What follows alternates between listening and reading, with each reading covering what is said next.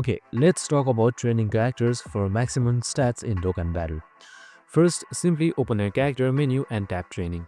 Choose your best unit and then add training partners. Using the same types of training gives you 1.5 times more XP bonuses. Next, pick the best training location at Planet Kaio or Gravity Chamber for higher XP boosts. Always use training add-ons like Z Swords or weighted clothing to save Zenai and get faster results. During special campaigns, wait for super success or great success rate of events.